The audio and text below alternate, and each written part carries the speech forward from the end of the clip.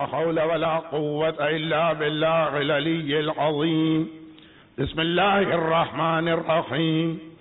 الحمد لله الملك الحق المبين، والصلاة والسلام على سيد المرسلين سيدنا ومولانا أبي القاسم محمد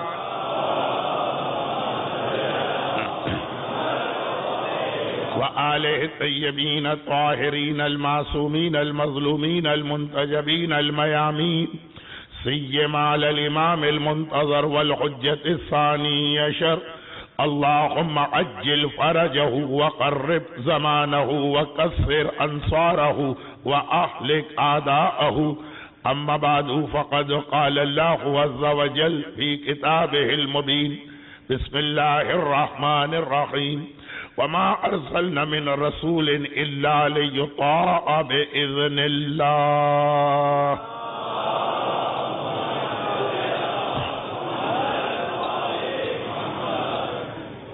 اللهم إنا نرغب إليك في دولة كريمة تعز بها الإسلام وأهله وتذل بها النفاق وأهله، وتجعلنا فيها من الدعاة إلى طاعتك والقادة إلى سبيلك، وتجعلنا بها كرامة الدنيا والآخرة.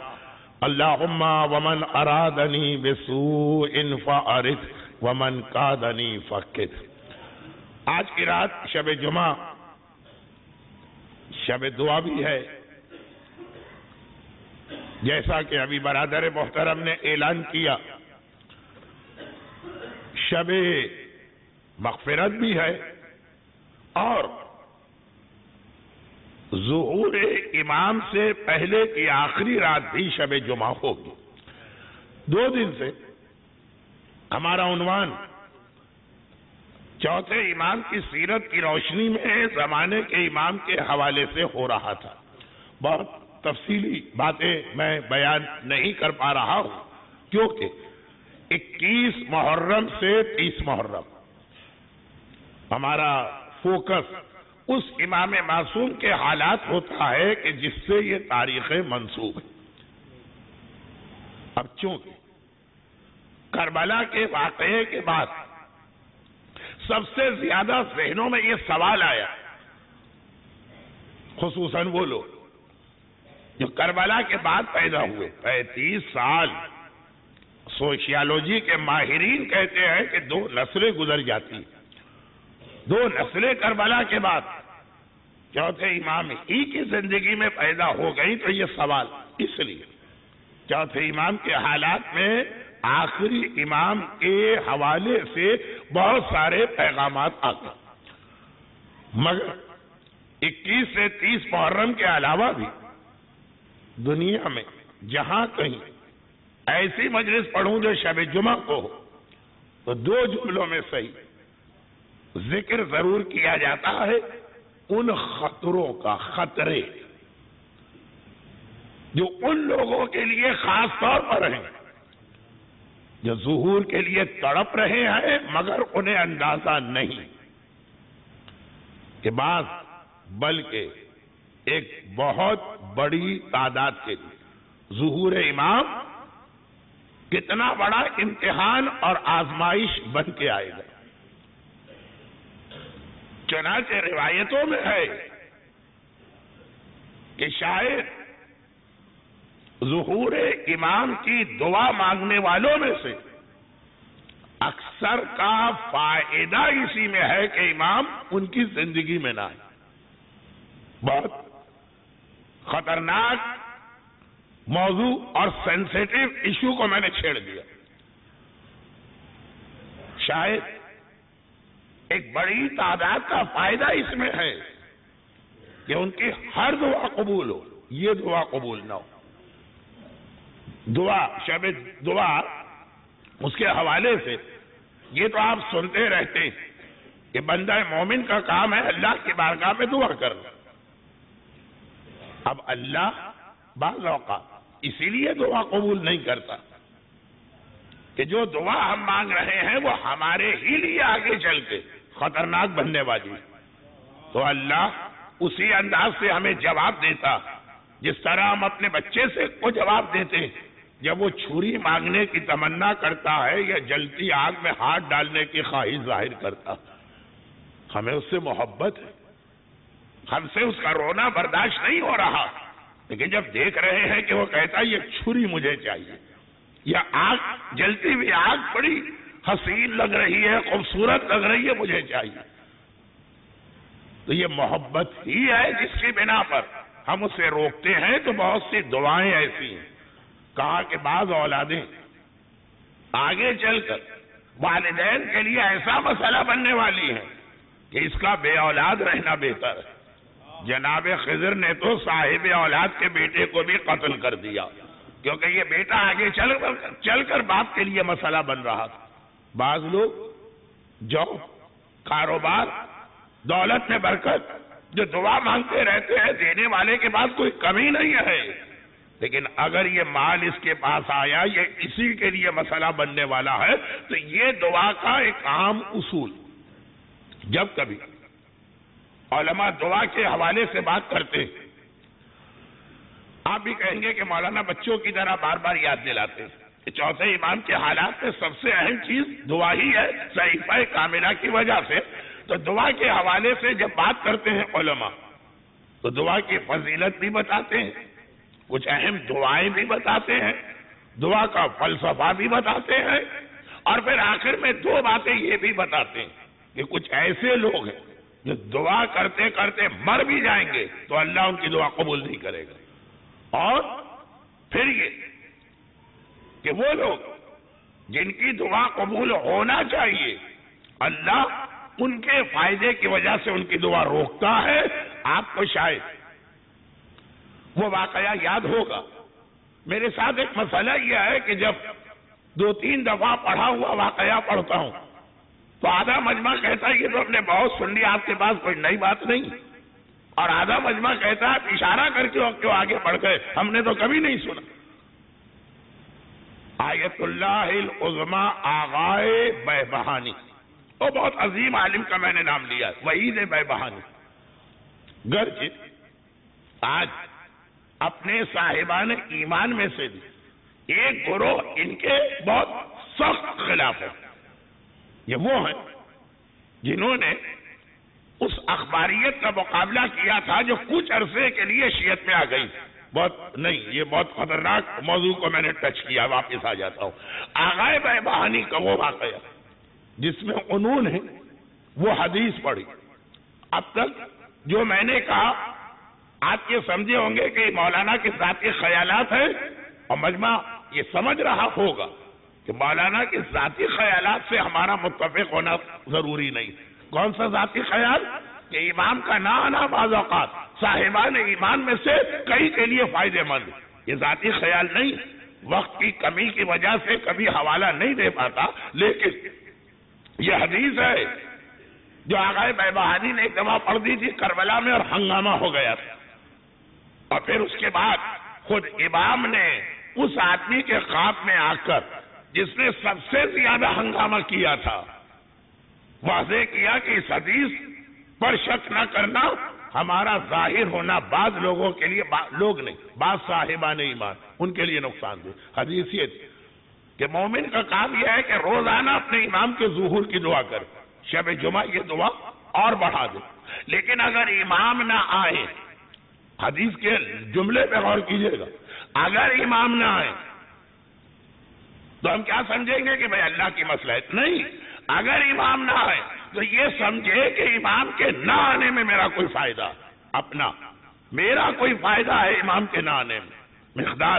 مقداد گرچہ روایتوں میں لفظ یہ ہے کہ اصحاب رسول میں مقداد تیسرے درجے پر ہے، ایمان کے 10 درجے ہیں، سلمان نے 10 کے 10 پا دیے، ابو ذر نے 9 پائے، مقداد نے 8 پائے، مگر یہ بھی روایت ہے کہ ایک حوالے سے مقداد سلمان سے بھی زیادہ افضل ہے، اوورال نہیں، ایک حوالے سے وہ مقداد اکثر ان صاحبان ایمان کو جو حبابہ کی طرح تھے، لیکن حبابہ کل کا واقعہ، لیکن بہرحال اتنے سمجھدار نہیں تھے جتنی حبابہ تھی، وہ صاحبان ایمان جو حبابہ کی طرح رسول خدا کی وفات کے بعد پیدا ہوئے، ان کو ڈانٹ دیتے تھے جب وہ کہتے تھے مقداد تم خوش قسمت ہو، کلمہ بھی رسول کا پڑھا، زیارت بھی رسول کی، ہم بدقسمت ہیں، کلمہ پڑھ رہے ہیں، زیارت سے محروم ہیں۔ ڈانٹ دیتے تھے، کیا کہہ رہے ہم جیسے تو سینکڑوں میں 4-5 تھے، تمہیں کیا پتا اگر رسول کے زمانے میں ہوتے تو ہمارے ساتھ ہوتے یا ان کے ساتھ ہوتے۔ ہمیں ہر چیز تو واضح نہیں کرنا ہے نا، تو تمہیں کیا پتا؟ تو یہ سمجھو کہ اللہ نے اگر تمہیں بعد میں پیدا کیا تو تمہارے حق میں بہتر کیا۔ اب یہ پورا موضوع میں نے ذرا سا ٹائم سے پہلے چھیڑ دیا، لیکن اس کا خلاصہ یہ کہ بندہ مومن مسلسل دعا کرے، اور یہ آخری زمانے کا سب سے بڑا امتحان، الامان الامان من فتنة الزمان، وہ یہی ہے کہ جب امام آئیں گے تو ہم پہچانیں گے کیسے یہ ہمارے امام۔ اگر امام معصوم حجت خدا ہمیں وہ فارمولہ دے دیتے جو اپنے زمانے کے لوگوں کو دیا کہ خواب میں جب کبھی کسی معصوم کو دیکھو وہ خواب سچا ہے، کیونکہ شیطان ہر ایک کی شکل بنا سکتا ہے، معصوم کی شکل نہیں بنا سکتا۔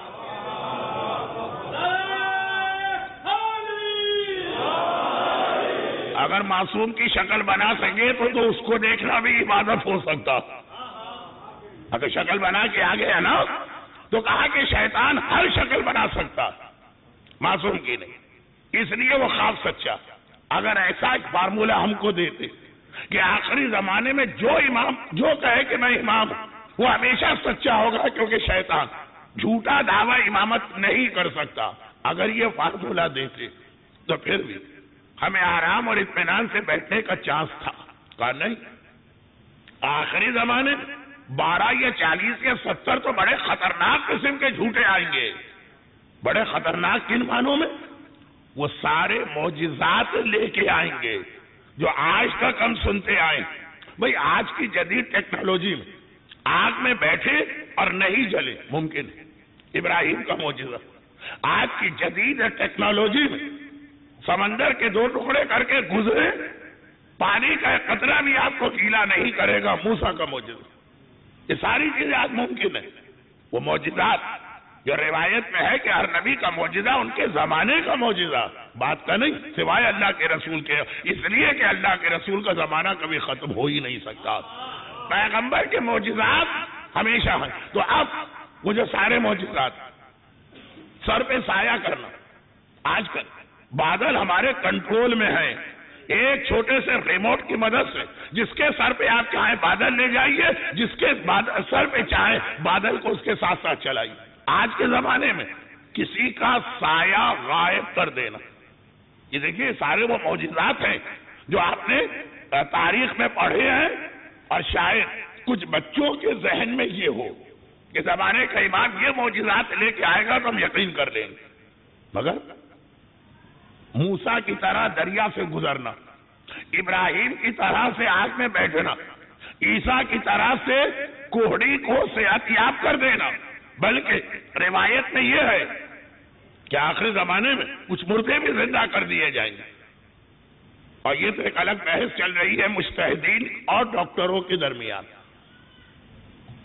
کہ وہ لوگ جو مشین پر زندہ کیے گئے کیا وہ زندہ ہے کہ نہیں، یعنی وارث کو اجازت ہے کہ مشین کا بٹن آف کر دے تاکہ وہ بیچارہ بستر پہ 20 سال سے تکلیف میں پڑا، یا یہ قتل کہلائے گا؟ تو خیر وہ تو اپنی جگہ، یہ سارے معجزات، خاص طور پہ یہ جو سائے والی بات میں نے کہی بہت ہی آسان، بلکہ ٹیلی ویژن کے ریکارڈنگ میں 2 کیمرے لگائے اس لیے جاتے ہیں کہ سایہ غائب ہو جائے۔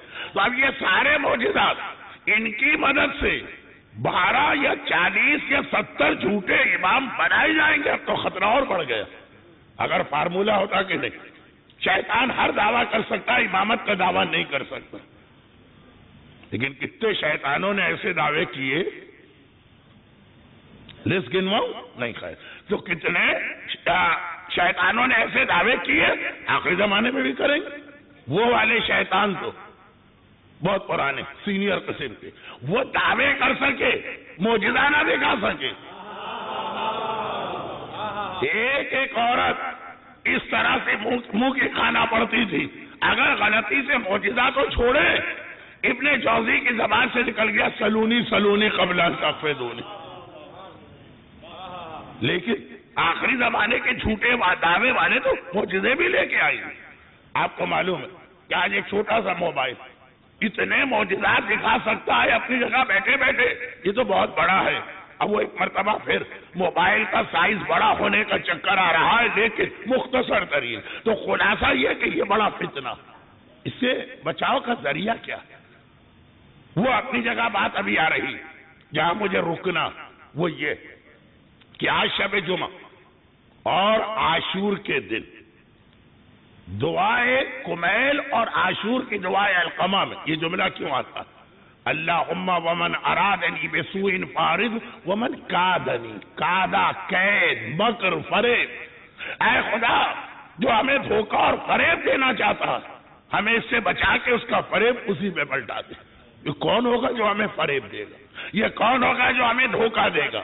بات بہت زیادہ موضوع سے ہٹ رہی ہے، اس لیے ایک جملہ کہہ کے ایک مثال، اپنے موضوع کی مثال یاد رکھیے۔ دشمن اتنا نقصان نہیں پہنچاتا جتنا نقصان دوست پہنچاتا ہے۔ یاد رکھیے، صفوں کے باہر کھڑا رہنے والا اتنا نقصان نہیں پہنچاتا جو ہمارا جیسا بن کے ہماری صفوں میں کھڑا ہو کے ہمیں نقصان پہنچا رہا۔ یاد رکھیے، کافر اتنا خطرناک نہیں ہے جتنا خطرناک منافق ہے۔ لیٹس جوائن دیم، یہ جو انگریزی کا محاورہ ہے کہ اگر کسی قوم کو، ملت کو باہر سے نقصان نہ پہنچا سکو ان میں شامل ہو جاؤ، اور اس کے بعد جو چاہے نقصان پہنچا سکتے ہو۔ چنانچہ جو ساری زندگی اسلام کے خلاف لڑا وہ نقصان نہ پہنچا سکا، لیکن جب صفوں میں آ گیا اسلام کے اور پھر جو نقصان پہنچایا تو کربلا تک ہمارے سامنے اسی کی وجہ سے آیا۔ یہ بہت بڑا خطرہ ہے۔ یہ جو آپ تاریخ اسلام سن رہے اور مزہ لے رہے، مجھے خوشی اس بات کی ہے کہ خوش تاریخ کو مجمع اکتاہٹ یا بوریت کے عالم میں نہیں سن رہا، سمجھ رہا اور مزہ لے رہا۔ وہی تو تھا نا، ایک ہی گروہ کا، جب تک باہر رہا کوئی نقصان نہ پہنچا سکا، اور جب ہم جیسا بن کے آ گیا تو اس نے کتنے نقصان پہنچا۔ اب اس جملے کو میں ذرا سا ایک اور مثال سے واضح کرتا ہوں۔ کل کی بات یہ تھی، کل کے مجلس میں ایک چھوٹی سی بات وہ یہ تھی کہ ہمارے چھٹے امام صادق آل محمد امام جعفر صادق علیہ الصلوۃ والسلام امام کی تیاری، چھٹے امام کی تیاری بہت پہلے سے کروائی گئی۔ جابر ابن عبداللہ انصاری کے ذریعے سلام بے شک پانچویں کو بھیجا گیا، لیکن چھٹے امام کی تیاری، چوتھے امام نے کیا کہہ کہ ان کا نام صادق رکھا؟ یہی کہہ کر کہ میرے بابا حسین ابن علی نے مجھے بٹھا کے ایک دن یہ وصیت کی، اور بابا نے یہ وصیت اس لیے کی کہ میرے بابا کو رسول خدا نے گود میں بٹھا کے یہ وصیت کی تھی۔ اس انداز کی ترتیب پانچویں امام کے بارے میں نہیں ہے، یعنی میں پانچویں امام کی توہین نہیں کر رہا ہوں، میں یہ بتا رہا ہوں کہ چھٹے امام کی یہ خصوصیت جو بہت سے لوگوں کو نہیں معلوم کہ رسول خدا کی وصیت حسین کے نام، حسین کی وصیت خاص چوتھے امام کے نام۔ دادا کی زندگی میں پوتا پیدا ہوا تھا، چھٹے امام جب پیدا ہوئے تھے تو چوتھے امام تھے، اور اس کی وضاحت بھی آگے کہ یہ اتنی اہمیت کیا تھی۔ لیکن اب ایک جملہ، اور شاید یہ اپنی جگہ بعد میں چل کر، بات کیا کل ہی کی مجلس ہے میرے پاس تو بعد میں چل کے ذرا سا اہم موضوع بنے، لیکن اب یہ ایک جملہ سنی، راوی، دشمن کا نقصان اور دوست کا نقصان، یزید، اور یزید کے بعد دشمن، کھلم کھلا دشمن، کربلا میں اپنی حد تک جتنا ان کے اختیار میں تھا انہوں نے ظلم کیا۔ منصور، ہارون، یہ بنو عباس، انہوں نے آل محمد سے رشتہ داری، بھائی فرسٹ کزن، بار بار یہ جملہ یہ لوگ کہتے تھے۔ عبد المطلب کے 2 بیٹے تھے، ابو طالب کی اولاد میں آپ ہیں، عباس کی اولاد میں ہم ہیں، ہم بھی کزن، آپ بھی کزن۔ بڑے خلوص سے ملتے تھے بظاہر، ہر جگہ جب اپنا جو بھی ان کا موومنٹ تھا اقتدار کے لیے، لیکن نام ہر جگہ آل محمد کا رکھا، خاندان والے بن کے آئے، دوست بن کے آئے، چاہنے والے بن کے آئے، یہ وعدہ کر کے آئے کہ اگر ہمیں اقتدار مل گیا تو یہ ہم آپ کو دیں گے، کہ آپ کا حق۔ یہ دوست، وہ دشمن جو کبھی کہتا دربار میں بیٹھ کر شراب کے نشے میں یزید کہاں ہے میرے بزرگ، آ کے دیکھے آج میں نے ان کا انتقام لے لیا، کھلم کھلا، کوئی لگی لپٹی نہیں رکھتا، کھلم کھلا بات کر رہا کہ میں تو عالم کفر کا انتقام ان سے لینا چاہ رہا ہوں۔ خالی انتقام کی بات نہیں، لعبت بنی ہاشم بالملک، حکومت حاصل کرنے کے لیے ایک ڈرامہ اور ایک ڈھونگ رچایا گیا، کھلم کھلا۔ وہ دشمن منصور، ہارون، مامون دوست، ہم آپ کے قدر، ہم آپ کے لیے جنگ کر رہے، ہم آپ کو آپ کا حق دلوانا چاہ رہے۔ اب فرق دیکھیے، چھٹے امام کا بہت اہم ایک رول ہے، تبھی رسول خدا سے لے کے امام حسین اور امام حسین سے لے کے امام سجاد تک ہر ایک نے چھٹے امام کی شخصیت کو ہائی لائٹ کیا۔ میرا موضوع چوتھا امام، لیکن چونکہ چوتھے امام ایک ہی حدیث کی وجہ سے چھٹے امام کا نام صادق پڑا۔ اب ایک بات سنی، گرچہ موقع ملا تو اس کے ساتھ ایک مولا کی ایک روایت بھی پڑھ دوں گا، لیکن فی الحال راوی حج کر رہا، چوتھے امام کے حالات میں حج کا بھی تذکرہ کرنا۔ آج کی رات شب جمعہ، شب جمعہ کا مطلب ہوتا ہے شب عبادت، دعائیں زیادہ پڑھو، نماز شب زیادہ پڑھو، زیارتیں زیادہ پڑھو، لیکن یہ ساری چیزیں مومن کو غافل نہ کر دے کہ تمہارے خلاف ہو کیا رہا ہے۔ معلوم ہے کہ اتنا لگے ہوئے ہیں نماز شب میں اور دعائے کمیل میں کہ ہماری بربادی کے منصوبے زمین و آسمان میں بنا جائے اور ہم کو پتہ ہی نہیں چلے۔ ہم تو اسی میں خوش ہیں کہ ہم نماز شب پڑھ رہے ہیں، یہ بھی نہیں۔ مومن چوتھے امام کی ایک حدیث اور سن لیجئے، ایک حدیث کہا کہ مومن کی 4 آنکھیں ہوتی ہیں، یہ والی 4 نہیں، کہا مومن کی 4 آنکھیں ہوتی ہیں، 2 ظاہری ہوتی ہیں، 2 دل کی ہوتی ہیں۔ ظاہری آنکھوں سے دنیا کو دیکھتا اور دل کی آنکھوں سے وہ دنیا میں جو ہو رہا اس کی حقیقت کو دیکھتا، اس کے پیچھے ہے کیا وہ یہ دیکھتا ہے۔ کوئی محبت کا دعویٰ کرنے آ رہا، یہ ظاہری آنکھ، اور پتہ چلا کہ وہ علی کو خدا اس لیے بنا رہا ہے، یہ پورے اسلام میں سے توحید کو نکالنا ہے، یہ بات نہیں ہے، یہ دل کی، یہ روحانی آنکھ ہے۔ کہا 4 آنکھ ہوتی ہے۔ بھئی اگر کوئی میرے سامنے آئے اور میرے مولا کے وہ فضائل بیان کرے کہ جس کے اندر اللہ بھی پیچھے رہ جائے علی آگے بڑھ جائے، بھئی نصیریت کے نام سے ایک فرقہ ہے، لیکن بہت سارے لوگ جو جس طرف میں آپ کو لے جا رہا تھا آج لے نہیں جاؤں گا، ورنہ بات بہت سے لوگوں کے لیے مشکل ہو جائے گی۔ چوتھا امام کہتا ہے 4 آنکھیں، 2 ظاہری 2 دل کی۔ ظاہری آنکھوں سے سامنے دیکھتا، دل کی آنکھوں سے ہر چیز کے پیچھے چھپے ہوئے مقصد کو دیکھتا۔ مولا کی حمایت میں ایک آدمی آ گئے، یا ابوالحسن آپ کہاں کیسے چن گئے؟ ایک اشارہ کر، مولا نے کہا تم اسلام کے اتنے ہمدرد کب سے بن گئے ہو؟ اب یہ ہے مومن کے اندر وہ آنکھ کہ دیکھے کہ ہماری قوم میں، ہمارے لوگوں میں کوئی ایسا تو نہیں جو بظاہر بڑی محبت کی بات کر رہا ہے لیکن اس کی نیت کچھ اور ہے۔ اتنی سمجھ، اور یہ خالی عقیدے کی حد تک نہیں، یہ حدیث بھی ابھی میں پڑھ کے آ رہا تھا، ویسے تو مجھے یاد ہے لیکن اتفاقاً انٹرنیٹ پہ بیٹھا ہوا شیخ عباس قمی کی منتہی الاعمال دیکھ رہا تھا، حدیث کہا کہ مومن کے لیے سزاوار نہیں ہے، اور مجھے تعجب ہے اس مومن پر جو جسمانی صحت کے حوالے سے کھانے پینے کی چیزوں میں کتنی احتیاط کرتا اور ایمان کے حوالے سے گناہوں میں کوئی احتیاط نہیں کرتا۔ کھیر مت کھائیے گا مولانا، گلاب جامن نہیں کھائیے گا، آئس کریم نہیں کھائیے گا، شوگر بڑھ جائے گی۔ غیبت سن لیجئے گا، کوئی حرج نہیں، ہم سنا رہے ہیں آپ سن لیجئے۔ ارے گلاب جامن سے زیادہ خطرناک یہ غیبت ہے، گلاب جامن جسم کو نقصان پہنچاتی ہے، غیبت ایمان کا خاتمہ کر دے۔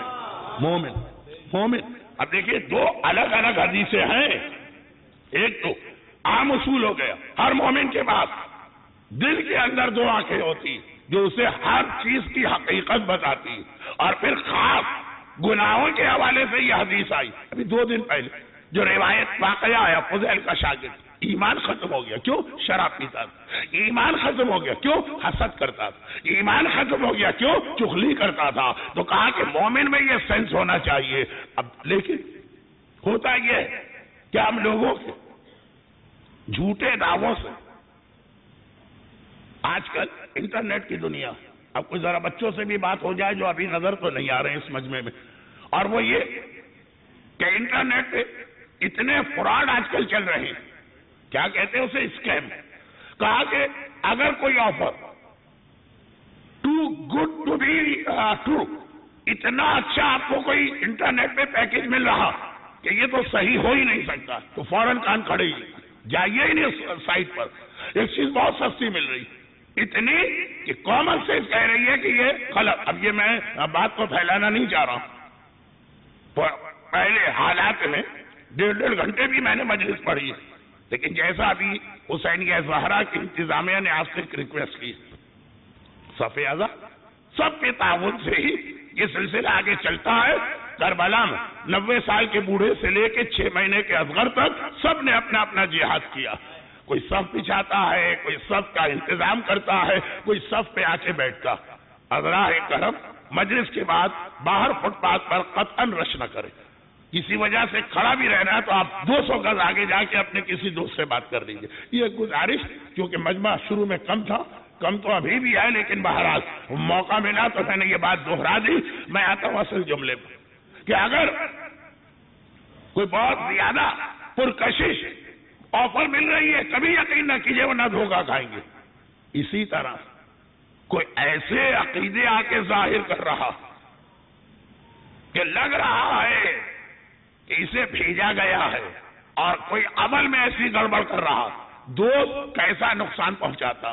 اب میں مکے کی بات نہیں کرتا، وہ اسلام کی تاریخ، میں بات کرتا ہوں اس واقعے کی جو ایمان کی تاریخ ہے۔ ایک اسلام ہوتا ہے، ایک ایمان ہوتا ہے۔ راوی حج پہ گیا، دیکھا بہت مجمع، اور چھٹے امام بھی حج کر رہے ہیں، لیکن طواف، فی الحال طواف کی بات، خانہ کعبہ کے گرد چکر لگا رہے، امام دیوار کعبہ سے دور رہ کے چکر لگا رہے۔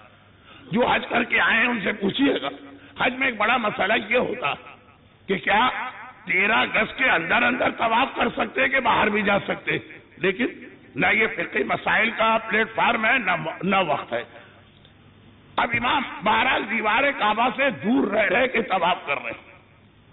چوتھے امام اور چھٹے امام کے درمیان بہت زیادہ فرق نہیں، 95 ہجرہ میں چوتھے امام کی شہادت ہوئی، اور 114 میں پانچویں امام کی 20 سال۔ یہ راوی چوتھے امام کا حج بھی دیکھے ہوئے اور چھٹے امام کا حج بھی دیکھ رہا ہے۔ آج ایک سوال کیا، یہ سوال نہیں، یہ ایک ٹریجڈی ہے آل محمد کی، اور یہ پیغام ہے کہ دشمن کے مقابلے میں دوست سے زیادہ خبردار رہنا۔ اویئرنیس آ گئی، آدھی مجلس آج اس پر ہونا تھی، 3 منٹ باقی، اور آدھی جو میرا موضوع چل رہا، یہ بھی میرے موضوع کا حصہ۔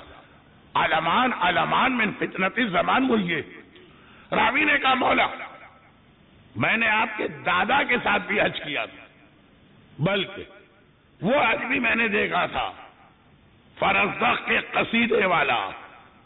آپ کا دادا اپنے طواف کے ہر چکر میں حجر اسود کو بوسہ دیتا تھا، اور آپ نے میرے سامنے 7 چکر لگائے۔ طواف کا مطلب ہی ہوتا ہے 7 چکر، 7 چکر لگائے، ایک بار بھی آپ نے حجر اسود کو بوسہ نہیں دیا۔ حدیث چھٹے امام کی ہے، لیکن سوال کیا جا رہا ہے چوتھے کے حوالے سے۔ جب جواب سنی، امام فرماتے ہیں کہ اگر تو نے میرے دادا کے عمل کو میرے عمل سے ملایا تو تو نے یہ بھی دیکھا ہوگا کہ جب میرا دادا حجر اسود کو بوسہ دینے کے لیے آتا تھا تو مجمع کس طرح سے چھٹ جاتا تھا، سب امام کو کس طرح سے راستہ دیتے تھے، میرا دادا کس طرح حجر اسود تک جاتا تھا، بوسہ دے کے آگے بڑھتا تھا، اور تو یہ بھی دیکھ رہا کہ میں طواف کر رہا ہوں، حجر اسود تو چھوڑو، طواف کے اندر کوئی مجھے قدم رکھنے کی جگہ نہیں دے رہا، مجھے اپنا راستہ بنانا پڑ رہا۔ یہ فرق ہو گیا۔ پھر امام نے ایک جملہ کہا جو میں حاجیوں سے کہتا ہوں، آپ حضرات میں سے بھی آدھے حاجی ہیں جو نہیں ہے، تو اللہ ہر مومن اور مومنہ کو حج بیت اللہ اور زیارت 14 معصومین سے جلد از جلد اور بار بار مشرف کرے۔ مگر یہ جملہ سنی، اب یہ ذرا سا جو ایک موضوع کا وہ حصہ تھا جو ہر ایک کی سمجھ میں نہیں آتا، اس کے اختتام پہ میں پہنچ گئے۔ امام نے کیا کہا؟ میں پسند نہیں کرتا کہ اپنے سنت طواف کی خاطر نہیں، طواف کے ایک سنت عمل کی خاطر، طواف واجب ہے حج میں، بوسہ دینا مستحب، میں ایک سنت عمل کی خاطر کسی بھی مسلمان کو تکلیف دینے کا سبب بنوں۔ حجر اسود چھوٹتا ہے چھوٹ جائے، کسی مسلمان کو میری وجہ سے تکلیف نہیں ہونی چاہیے۔ اگر آپ جائیں گے تو جمناسٹک کے جتنے بہترین مظاہرے حجر اسود کو بوسہ دیتے وقت ہوتے ہیں تو وہ بھی آپ دیکھ لیجئے گا۔ مگر میں صرف یہ کہنا چاہ رہا ہوں 20 سال کا مختصر عرصہ، اور فرق یہ ہے کہ اس وقت کھلا دشمن کی حکومت تھی، اب سو کالڈ امام کے فرض قدم کی حکومت ہے، جو امام کو حق دلوانے کے لیے اقتدار پہ آیا۔ دشمن امامت کو عوام کے ذہنوں سے نہ نکال سکا۔ چوتھے امام کا رتبہ اور فضیلت ہر آدمی پہچانتا ہے، امام کو راستہ دیتا ہے، اتنا کہ حشام جیسا ظالم حکمران جل بھن کے راکھ ہو گیا۔ اور جب چاہنے والے، جب ماننے والے، جب عقیدت کا مظاہرہ کرنے والے کی حکومت آئی تو اتنا عوام کو بے خبر و غافل کر دیا گیا کہ کسی کو پتہ ہی نہیں چلا کہ ہمارے ساتھ اس وقت فرزند رسول طواف کر رہا ہے۔ دوست زیادہ نقصان پہنچاتے ہیں۔ ہمارے درمیان جو لوگ پلان کیے گئے ہیں ان کو دیکھتے رہیے گا، لیکن اس روایت میں جو ایک لفظ آیا اس سے میں کل کا موضوع بڑھاؤں، اور وہ یہ کہ اصل تو میں بات کر رہا تھا چوتھے امام آخری زمانے کے خطرناک حالات بھی بتائے نا۔ 2 دفعہ تو میں ان 9 دنوں میں یہ روایت پڑھ چکا ہوں، اور ہر سال یہ روایت 4-5 بار پڑھتا ہوں کہ وہ جملہ چوتھے امام کا ہے نا کہ آخر پڑھ چکا ہوں، اور ہر سال یہ روایت 4-5 بار پڑھتا ہوں کہ وہ جملہ چوتھے امام کا ہے نا کہ آخری زمانے میں جلتی ہوئی آگ اپنے ہاتھ پہ رکھنا آسان، دہکتا ہوا کوئلہ اپنے ہاتھ پہ رکھنا آسان، اور صرف صبح سے شام تک ایمان کو بچا لینا مشکل ہے۔ تو یہ جو آخری زمانے کے خطرناک حالات، الامان من فتنۃ الزمان والے حالات، وہ جو چوتھے امام نے ہمیں بتایا، مگر ان حالات کی وجہ سے ایک آدمی گھبرا نہ جائے کہ ہمیں چاہیے ہی نہیں امام، تو پھر یہ بھی بتایا۔ مگر یہ دیکھو کہ پہلے تو اس امام کی برکت یہ ہوگی کہ کربلا کے ایک ایک ظالم سے صحیح انتقام لیا جائے گا۔ کون مومن ایسا جو اکبر کے قاتل سے انتقام نہیں چاہتا، جو عباس کے بازو قلم کرنے والے سے انتقام نہیں چاہتا، جو آقا حسین کے سوکھے گلے پہ خنجر چلانے والے سے انتقام نہیں چاہتا؟ کہا پہلا تو یہ، اور دوسرا یہ دنیا جنت بن جائے گی۔ یہ نہیں ہے کہ وہی آخرت کی جنت، دنیا جنت بن جائے گی، لیکن اصلی جنت کے لیے امام کی ایک حدیث کل شروع ہوئی، اور یہ دنیا بھی جنت بنے گی۔ کہاں؟ اللہم انا نرغب الیک فی دولت کریمہ کا آخری جملہ، وترزقنا بہا کرامۃ الدنیا والآخرہ۔ امام آ جائیں گے، دنیا اور آخرت کی ساری چیزیں آپ کو مل جائیں گی۔ اب چوتھا امام ارشاد فرما رہا ہے، یہ حدیث شیعہ کتابوں میں بھی ہے، برادران اہل سنت کے یہاں بھی، شیعہ کتابوں میں یہ حدیث چھٹے امام سے بھی ہے، چوتھے امام سے بھی ہے، ایک آدھ لفظ میں اختلاف ہے، لیکن میں صرف تاریخوں کی وجہ سے چوتھے امام والی حدیث پڑھ رہا ہوں۔ فرماتے ہیں اضمن لی ستہ اضمن لکم الجنہ، دنیا جنت بننے والی ہے، آخرت کی جنت تو ہے ہی آپ کے لیے۔ امام نے کہا تم مجھے 6 باتوں کا یقین دلاؤ، نہیں ضمانت دو، اضمنو عربی کا لفظ ہے ضمانت، تم 6 باتوں کی ضمانت دو اور مجھ سے جنت کی ضمانت لے کے چلے جاؤ، جنت ملے گی صرف اس وقت کہ جب 6 باتوں کا تم مجھ سے وعدہ کرو۔ اب ہر بات کو بیان کرنے کا موقع نہیں، مگر یہ جو چھٹے امام کا واقعہ آیا، یہ جو چوتھے امام کا واقعہ آیا، اس کی وجہ سے چوتھی چیز کو ذرا واضح کرنا ہے، اور پھر کل کی مجلس میں 5ویں اور چھٹی چیز کا نمبر 1۔ پہلی 3 باتیں تو بہت مشہور، کہا دیکھو جب وعدہ کرنا تو وعدہ پورا ضرور کرنا، یا وعدہ کرو ہی نہیں، یا کرو تو وعدے کو ضرور پورا کرو۔ نمبر 2، جب بولو یا تو بولو ہی نہیں، ہونٹ پہ تالا لگا کے بیٹھے جاؤ. اور امام کے صحابی ہونٹ پہ تالے لگا کے بیٹھتے تھے. اب تالے کا مطلب یہ ہے کہ منہ میں کنکر رکھ کے بیٹھتے تھے. یہ باقاعدہ معراج سعادت میں ملا مہدی احمد نراقی نے لکھا. کیوں کہا؟ اس لیے کہ زبان ہی ہمارے جسم کا وہ حصہ ہے جو ہمارے کنٹرول میں نہیں. چنانچہ اس کو آزاد چھوڑو ہی نہیں جب زیادہ ڈر ہوتا ہے آدمی کو. اب یہ میں نے کہا کہ پورا اس کے اوپر تو ایک اشرہ نہ صحیح تو 2 مجلسیں ہو سکتی ہے، لیکن حدیث مشہور بھی ہے تو منافق کی پہچان بھی ہے.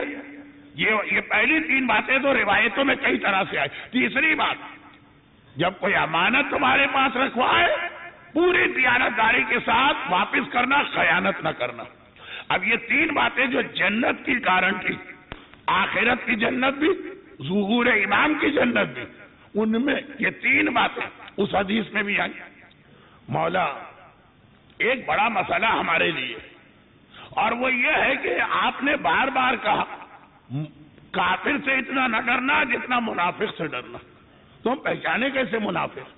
منافق کوئی بورڈ لے کے چلتا نہیں، آئی ایم منافق، یا وہ کوئی وزٹنگ کارڈ تو آپ کو دیتا نہیں ہے، مسٹر فلان فلاں اور بریکٹ میں لکھا ہے سرٹیفائیڈ منافق. ایسا تو نہیں ہے نا، وہ تو کبھی نہیں کہے گا کہ میں منافق ہوں.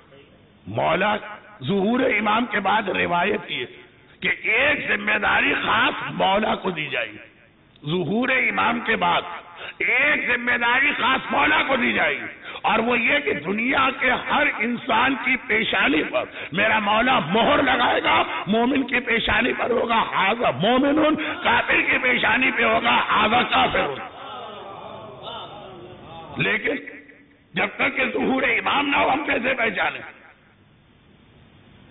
معصوم نے، بلکہ یہ تو حدیث رسول کی بھی ہے، کہ منافق کی 3 پہچان: بولتا ہے تو جھوٹ، اور کبھی تو بغیر کسی وجہ کے امانت رکھتے ہیں تو ہمیشہ خیانت کرتا، وعدہ کرتا ہے ہمیشہ وعدہ خلافی کرتا.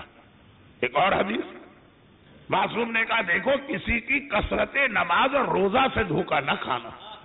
اگر ایمان چیک کرنا ہے تو یہ 3 باتیں. تو پہلی 3 باتیں اتنی مختلف روایتوں اور اتنے مختلف عنوانات، مومن کی پہچان، منافق کی پہچان، جنت کی ضمانت، کہ میں اس کی تفصیل تو چھوڑے اشارے میں بھی نہیں جا رہا. چوتھی چیز، ایک خاص وجہ سے اسے آج ذرا سا ایک اہم مسئلہ بنانا. چوتھی چیز، اگر کوئی تمہارے اوپر احسان کرے یا نیکی کرے تو خبردار کبھی بھی احسان کرنے والے کے احسان کو نہیں بھلانا. اگرچہ بہت آسان اس کا لفظ ہے، لیکن میں نے کسی وجہ سے وہ لفظ استعمال نہیں کیا، کیونکہ میں جہاں جانا چاہ رہا ہوں وہاں پہ یہ لفظ آپ کو بڑا سخت لگے گا. ورنہ بہت آسان، احسان فراموش نہ بنو تب جنت ملے گی. اللہ کی جنت میں کسی احسان فراموش کے لیے قطعاً جگہ نہیں. موسیٰ کلیم اللہ کوہ طور پہ جا رہے ہیں، مگر کوہ طور تو حضرت موسیٰ کے وحی لینے کی جگہ، وہ نبی بھی ہے، کبھی اس گاؤں میں ہوتے ہیں، کبھی اس شہر میں، کبھی اس شہر میں، تو جہاں ہوں گے وہاں سے کوہ طور جاتے، راستے الگ الگ ہوتے. کراچی سے کوئی دبئی آئے الگ راستہ ہے، دارالسلام سے دبئی آئے الگ راستہ ہے، لندن سے دبئی آئے الگ راستہ ہے. تو آج موسیٰ جس راستے سے جا رہے پہلی دفعہ جا رہے تھے، چلتے چلتے صحرا میں ایک نخلستان ملا، اوزیس کہتے ہیں غالباً، کہ ایک کھجور کے درخت، پانی کا چشمہ، تھوڑا سبزہ.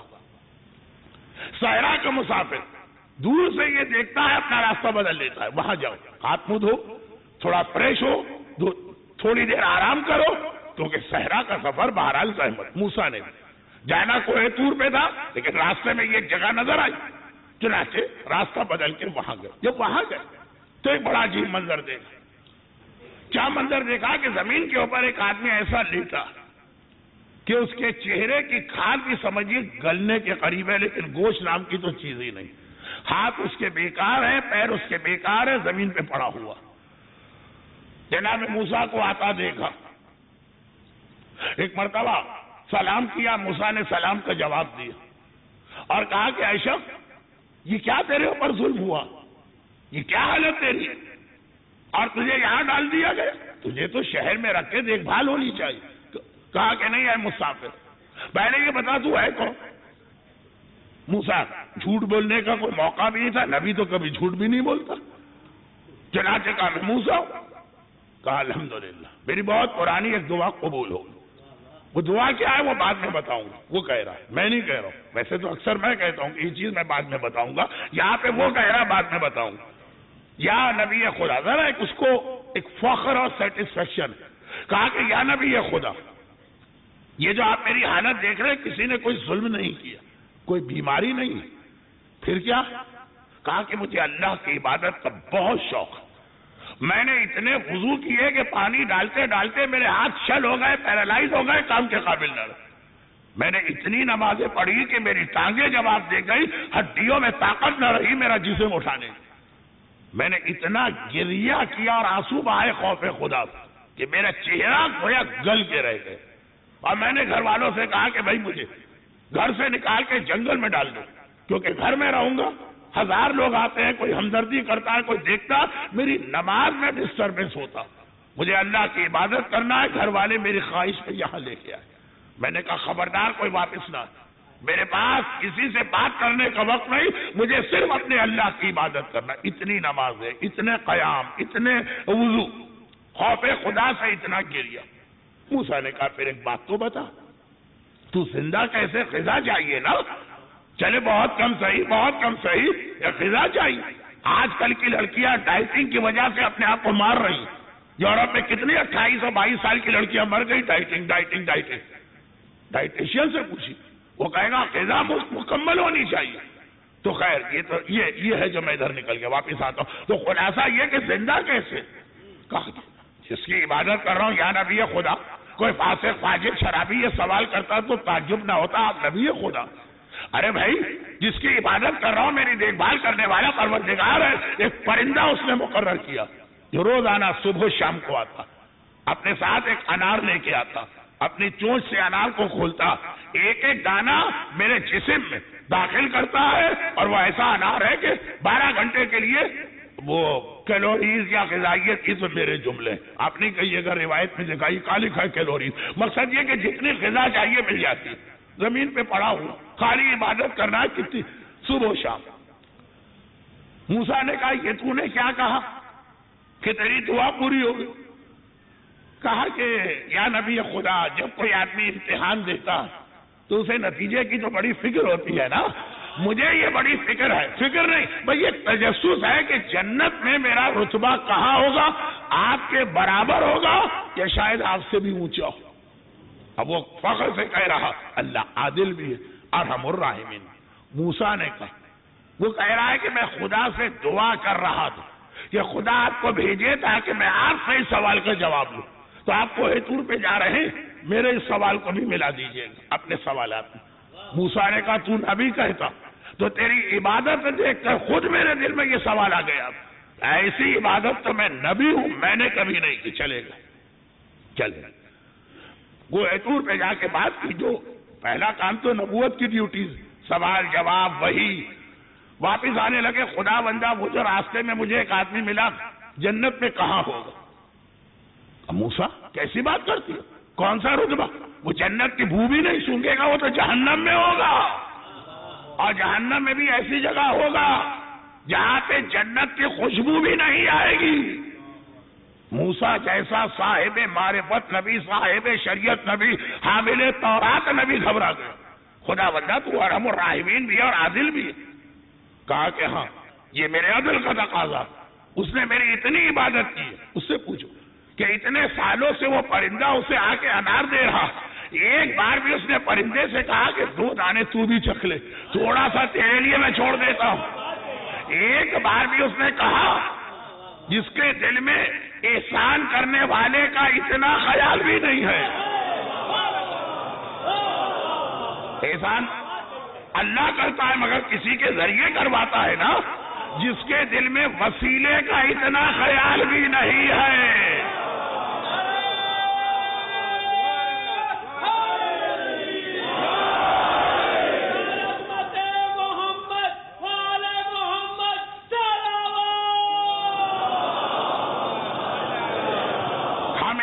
فراموش قوم نہیں ہے، جو احسان کرتا ہے ہم اس کو یاد کرتے ہیں. حسین کا سلجھنا اسی لیے ہمارے سر پر ہے، ہم اس کے قدموں میں احترام میں جھکے ہیں، اس نے ایسا جہاد کیا اور احسان کیا۔ یہی وجہ ہے ہر شب جمعہ زمانے کے امام کو یاد کرتے ہیں، کیونکہ ہمارے بچوں کی روزی امام کی وجہ سے آ رہی ہے۔ یہی وجہ ہے کہ جب کوئی مشکل آ جائے ناز علی پڑھتے ہیں، مولا ہم احسان فراموش نہیں ہیں، ہم دعائے توسل پڑھتے ہیں، یہ سب وہی احسان کی طرح۔ مگر بات ذرا سی وقت میں ختم کرنا، چنانچہ کہا کہ اس سے کہہ دے جنت تو بہت بڑی چیز، جہنم کے بھی اتنے نچلے گڑھے میں پھینکا جائے گا۔ بھئی جنت کے فوراً نیچے جہنم، تو جہنم میں جو اوپر ہوں گے وہ جنت کی خوشبو سونگیں گے، نہیں خوشبو بھی حرام۔ واپس آئے موسیٰ، اب بہت پریشان، کیسے جا کے اس کو جواب دیں؟ وہ بیچارہ تو سالوں سے، کیونکہ اس زمانے میں لوگوں کی عمر 60-70 سال نہیں، 500 سال 700 سال، کتنے سالوں سے عبادت کر رہا ہے اور توقع لگا کے بیٹھا ہے کہ اتنا اونچا رتبہ ملے گا اور میں کہہ دوں جہنم میں جائے گا۔ موسیٰ لیکن وعدہ بھی کیے ہوئے، ابھی ہم سے کہا کہ منافق کی پہچان ہے وعدہ کر کے توڑ دیتا، تو موسیٰ کیسے وعدہ خلافی کریں گے؟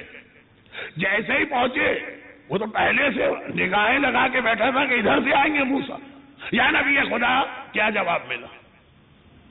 کا جواب یہ ملا کہ تجھے جہنم کے سب سے نچلے گڑھے میں پھینکا جائے گا۔ رونے لگا، منافق نہیں تھا، فراڈیا چیٹر دجال نہیں تھا، کہ خدا نے یہ فیصلہ کیا ہے تو صحیح کیا ہوگا، مگر وجہ بتا دی۔ فیصلہ اللہ کا اعتراض نہیں ہے، وجہ کیا؟ کا وجہ ہے احسان فراموشی، ایک پرندے کا احسان تو نے بھلا دیا۔ کہنے لگا واقعا یہ بات آپ نے صحیح کہی، بس واپس جائیے، اللہ سے ایک درخواست اور کر، اگر مجھے جہنم میں بھیجنا تو اب میں تو اس وقت اتنا کمزور ہو گیا، مجھے اتنا بڑا کر دے، میرے جسم کو اتنا پھیلا دے کہ پوری جہنم میں اکیلے میں آ جاؤں، عذاب تو آنا ہی آنا ہے، سارا عذاب میں اوپر آ جائے تاکہ دوسرے سارے مومن بندے عذاب جہنم سے محفوظ ہو جائے۔ گیا حضرت گیا نہیں، نعوذ باللہ، گئے حضرت موسیٰ، خدا بندہ اب اس نے یہ درخواست کی ہے اور اس کی حالت دیکھ کے مجھ سے رہا نہیں جا رہا تھا، اس لیے میں واپس آیا۔ کہا کہ موسیٰ جا اور اس سے کہے کہ جنت میں وہ اب تیرا پڑوسی بنے گا۔ خدا بندہ جہنم کے گڑھے سے ایک دم جم کر کے جنت میں بھی وہاں پہنچا۔ کہا کہ ہاں، اب اس نے سارے مومنین کا خیال کیا۔ دیکھیے احسان کرنا بھی ضروری نہیں، خالی سوچنا کہ میری وجہ سے دوسروں کو فائدہ ملے، میری جنت انہی کے لیے۔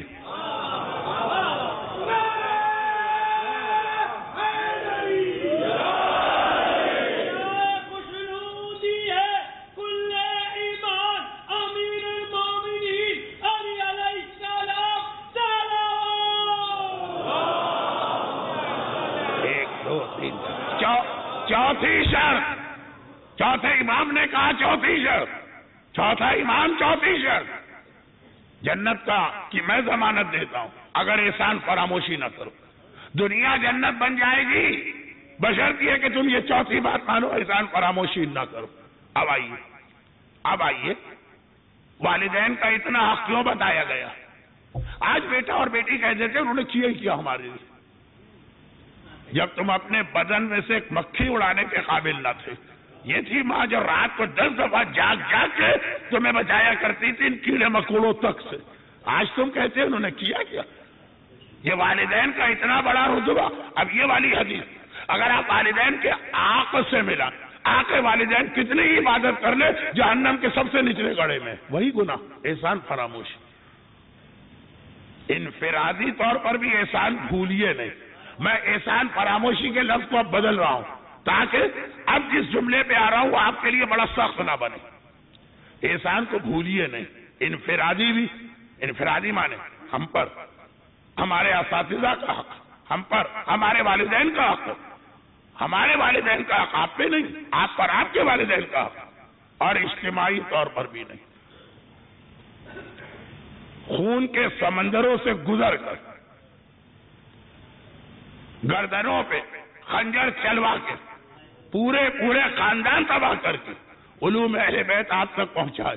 محمد ابن یعقوب کلینی نے، شیخ صدوق نے، ابن قولوے نے، شیخ مفید نے، سید مرتضیٰ نے، سید رضی نے، شیخ مفید نے، ابن زہرا نے، ابو صلاح حلبی نے، محقق ہلی نے، ابن ادریس نے، علامہ ہلی نے، سید ابن طاؤس نے، شہید اول نے، فخر المحققین نے، جعفر ابن نعمان نے، شہید ثانی نے، شیخ بہائی نے، مقدس البیلی نے، باقر وحید خراسانی نے، باقر وحید بیبہانی نے، علامہ مجلسی نے، صاحب وافی نے، صاحب وسائل شیخ عر عاملی نے، شیخ مرتضیٰ شیخ جعفر کاشف الغطا نے، شیخ مرتضیٰ انصاری نے، صاحب جواہر شیخ محمد حسن نے، آغائے بزرگ شیرازی نے، آغائے تقی شیرازی نے، آغائے کاظم طباطبائی نے، آغائے کاظم خراسانی نے، آغائے نائینی نے، آغائے ضیاء الدین عراقی نے، آغائے ابو الحسن اصفہانی نے، آغائے بروجردی نے، آغائے محسن حکیم نے،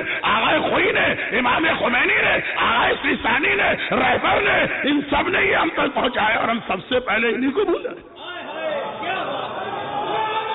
مومن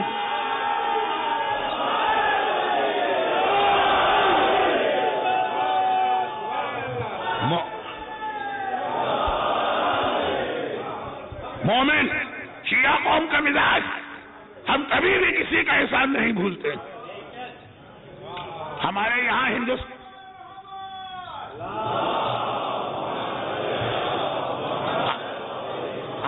ہندوستان میں یہ آداب تہذیب کی بات ہے، بدتمیز لوگ نہیں سمجھ پائیں گے، بد تہذیب لوگ نہیں سمجھ پائیں گے، بد نسل لوگ نہیں سمجھ پائیں گے۔ یہ خون کی طہارت ہوتی ہے جو بتاتی ہے۔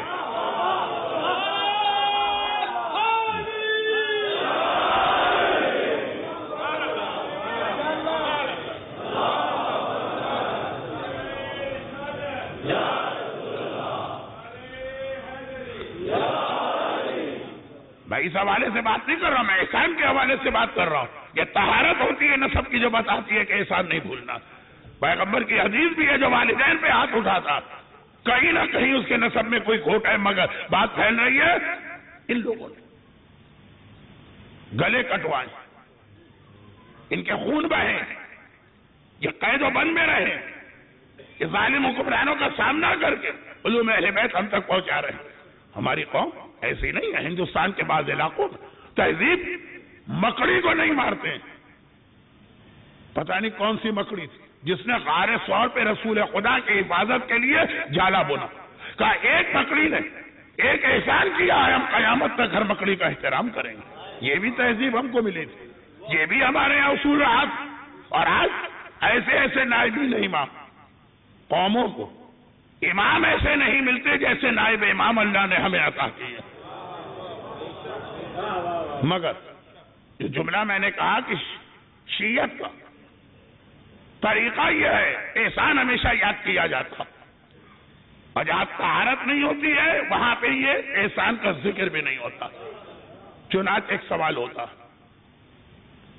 ہوتا آپ لوگ یہ بتائیے کہ کیا رسول بھی نعوذ باللہ کرپشن میں مبتلا تھا؟ ہم نے کہا بھائی سوال کا مقصد کیا؟ کہا کہ آپ کہتے ہیں کہ رسول نے خیبر فتح کیا، فدق اٹھا کے اپنی بیٹی فاطمہ کو دے دی۔ کیا ایک عادل، کیا ایک معصوم، کیا ایک جسٹ حکمران کا یہ طریقہ کہ دوسروں کے مقابلے میں اپنی بیٹی کو دے؟ میں نے کہا نہیں، ہم کبھی نہیں کہے۔ رسول خدا نے فدق اپنی بیٹی کو نہیں دیا، رسول خدا نے فدق خدیجہ طاہرہ کی بیٹی کو دیا۔ تمہاری سمجھ میں نہیں آئے گا، ہم کہتے ہیں تمہاری سمجھ میں نہیں آئے گا۔ اس کے لیے نسلوں کی اور نسب کی اور خون کی طہارت چاہیے ہے۔ سنو ہم مثال دیتے ہیں، سنو۔ ایک آدمی کیریئر شروع کیا، جاب نہیں مل رہا، بزنس نہیں سیٹ ہو رہا، انتہائی غریب، گھر میں فاقے، ایک نوالا اس کے لیے کھانے کو نہیں ہے نہ اپنے بچوں کو کھلانے کے لیے۔ ایک آیا کوئی نیک آدمی محسن، اس نے کہا گھبراؤ نہیں، میں تمہاری تمام ضروریات پوری کرتا ہوں، بلکہ ابھی تمہاری ایجوکیشن انکمپلیٹ ہے، اس ایجوکیشن کے ساتھ تمہیں کلرک کی نوکری ملے گی، جاؤ جا کے پروفیشنل ڈگری لو، خرچہ کہاں ہے میں دوں گا، گھر کیسے چلے گا میں چلاؤں گا، بچوں کا انتظام کیا ہوگا؟ میں دوں. وہ دیتا رہا یہاں تک کہ کئی سال گزر گئے، یہ سیٹ ہو گیا. اب اس کے بعد اس کو ایک بہترین جاب ملا تو اس کے بعد پہلی تنخواہ اس کو ملی. واقعاً اگر اس آدمی میں شرافت ہے تو اپنی پہلی تنخواہ لے کے اپنے محسن کے دروازے پہ پہنچے. آج میں جو کچھ ہوں تیری وجہ سے ہوں. آج یہ جو کچھ میرے پاس ہے آپ کی وجہ سے. میں احسان کا بدلہ نہیں دے سکتا مگر اظہار تو کر سکتا ہوں کہ میں آپ کے احسان کو مانتا ہوں. یہ پہلی تنخواہ آپ کے سپرد ہے. اسلام غریب تھا، مسلمانوں کے یہاں فاقے تھے، کھانے کے لیے کسی کے پاس کچھ نہ تھا. ماں خدیجہ طاہرہ نے، ام المومنین ہے نا، ماں خدیجہ طاہرہ نے کہا میرے بیٹوں گھبرانا نہیں، میرا سب کچھ تمہارے لیے ہے، میری ساری دولت تمہارے لیے ہے. ایک نہیں سارے گھر چلتے رہے، اسلام کی خدمت ہوتی رہی، مسجد النبوی بنتی رہی، ہجرت کے سفر کی تیاریاں ہوتی رہی. جب اسلام پہلی مرتبہ پہلی تنخواہ لے کے آیا خیبر کی فتح کے بعد، تو اگر اسلام میں شرافت ہے تو پہلی تنخواہ لے کر خدیجہ کے دروازے پہ جائے گا. اگر خدیجہ نہیں ہے تو خدیجہ کی وارث فاطمہ کے دروازے پہ جائے گا.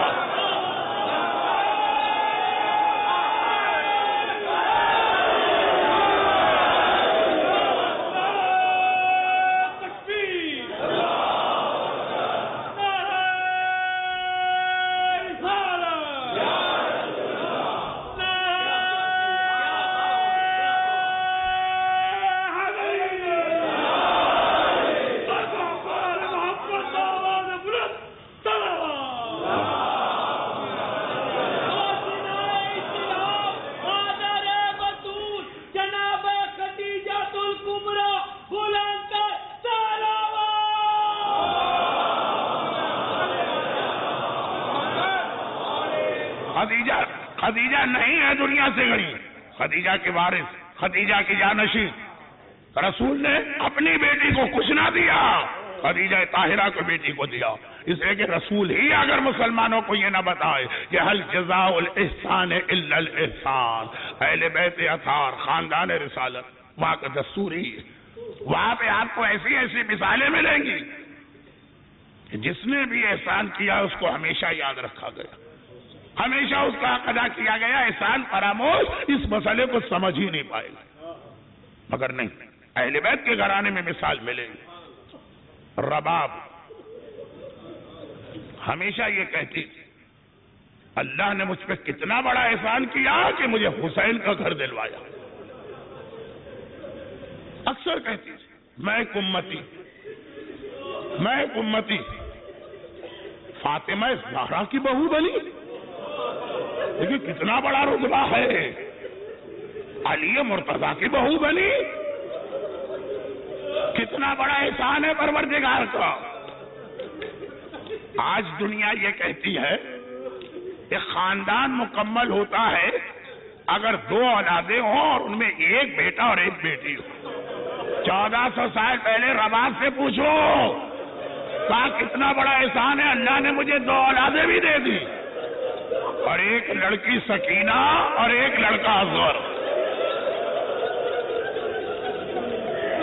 ادھر حسین، آقا حسین بار بار کہتے جس گھر میں رباب یا سکینہ نہ ہو وہاں حسین کو دل نہیں لگتا. اب رباب ہر لمحے احسان کی تسبیح پڑھنے والی میدان کربلا میں آ کے اپنے آپ کو بڑا بے کس سا محسوس کر رہی ہے. خاص طور پر 11 محرم کو لٹا ہوا قافلہ چلا، اونٹوں کا رخ وہاں کیا گیا جہاں شہیدوں کے لاشیں پڑے ہوئے. ہر بیوی نے اپنے آپ کو شہید کے لاشے پہ گرا دیا. ام فروہ قاسم کی جانب گئی، لیلا اکبر کی جانب گئی، کلثوم فرات کے کنارے عباس کی جانب گئی. رباب حسین کے لاشے کے قریب آئی. پہلے تو لاشے کے گرد ایک چکر لگا کے طواف کیا اور پھر کہا اے میرے والی، اے میرے وارث، اے میرے آقا، اے میرے مولا. آج آپ کی کنیز آپ کو اس تپتی ریتی پہ دیکھ رہی ہے، اس جلتے سورج کے نیچے دیکھ رہی. آقا میرے سر پہ چادر بھی نہیں ہے کہ آپ کے بدن پہ ڈال کے آپ کو جلتے سورج سے بچاؤں. مگر آپ کی کنیز ایک وعدہ کرتی ہے، آج کے بعد کبھی زمین پہ فرش بچھا کے نہ بیٹھوں گی، آج کے بعد کبھی کسی چھت کے نیچے نہ بیٹھوں گی۔ 1 سال زندان شام میں رہی، وہاں تو یہ وعدہ ویسے ہی پورا ہو گیا۔ زندان شام میں کوئی چھت نہیں تھی، زندان شام میں فرش نہیں تھا۔ اگر فرش ہوتا نا تو یقین رکھیے میرا مظلوم آقا سجاد اپنی بہن کے جلے ہوئے اور خون بھرے کرتے کو ہٹا کے اس چادر میں بہن کو کفن دیتا۔ فرش بھی نہیں تھا، لیکن جب مدینے آ گئے رباب نے وعدہ پورا کیا۔ اس طرح سے یاد رکھا جاتا ہے انسان کو، نہ کبھی فرش بچھا کے بیٹھی، نہ کبھی کمرے میں گئی صحن میں بیٹھی رہی۔ ایک دن مدینے میں بارش ہوئی اور بڑی تیز بارش۔ زینب کی نگاہ پڑی میری رباب، میرا بھیا کہتا ہے جہاں رباب نہ ہو وہاں میرا دل نہیں لگتا، صحن میں بیٹھی بھی پانی میں بھیگ رہی۔ زینب قلب کے آگے بڑھی، کہا رباب آج تو یہاں سے اٹھ کے کمرے میں آ جاؤ۔ رباب نے سر اٹھایا، شہزادی آج کیا بات ہے؟ کہا دیکھتی نہیں کتنی تیز بارش ہو رہی ہے۔ رباب کا جملہ سنے، پتہ نہیں کتنے سال گزر گئے لیکن لگ رہا ہے عصر عاشور رباب کی آنکھوں کے سامنے ابھی بھی ہے۔ کہا شہزادی یہ بارش بہت تیز ہو رہی، بہت تیز ہو رہی، مگر پانی کی بارش ہے نا، میں نے تو اپنے والی اور وارث پر تیروں کی بارش دیکھی ہے، تیروں کی بارش۔ ہائے میرا مولا، تیروں کی بارش میں تیروں سے چھلنی ہو اور رباب پانی کی بارش سے گھبرا جائے۔ اب زینب کو بھی پتا اس جملے کے بعد رباب سے کہنے کا فائدہ نہیں، اب صرف سجاد ماں کو لے کے آ سکتا۔ سجاد کے کمرے میں گئی، سجاد بیٹا تیری ماں بھیگ رہی ہے۔ سجاد قریب آیا، یہ میرے مظلوم آقا سجاد کا امتحان ہے، مصائب سے میں سجاد کے پڑھ رہا ہوں۔ ماں کے قریب آیا، اماں رباب اٹھیے اور میرے ساتھ کمرے میں چلے۔ رباب نے سر اٹھایا، انتہائی غم میں بھی شریعت مقدم ہے۔ کہا بیٹا ایک سوال کا جواب دے، آج بیٹا ماں سے بات کر رہا ہے یا امام کی حیثیت سے حکم دے رہا؟ ذرا سوچیے آقا سجاد کا کتنا بڑا امتحان ہے، لیکن پتا ہے اگر ماں بیٹے کی بات کریں گے نہیں اٹھیں گے۔ کہا اماں آج آپ کا امام آپ کو حکم دیتا ہے۔ ارے کیا قیامت گزری ہوگی آقا سجاد پر، آج امامت آپ کو حکم دیتی۔ رباب نے کہا بیٹا اب مجھے کوئی اعتراض نہیں ہے، امامت پہ ساری چیزیں قربان، یہ کہہ کے اٹھنے لگی۔ آسمان کو دیکھا، خدا بندہ کربلا میں ایک امام سے وعدہ کیا تھا چھت کے نیچے نہ جاؤں گی، مدینے میں دوسرا امام حکم دے رہا ہے، حکم امام کی مخالفت نہیں کر سکتی، میرا وعدہ بچا لے، میرا وعدہ بچا لے۔ ایک بار زینب نے دیکھا، کھڑے ہوتے ہوتے رباب لڑکھڑا کے گرنے لگی، گھبرا کے کہا سجاد میری رباب پر کیا ہوا؟ ایک بار پلٹ کے دیکھا، پھوپھی اماں انا للہ و انا الیہ راجعون، ارے میری ماں مجھے چھوڑ کے بابا کے پاس پہنچ۔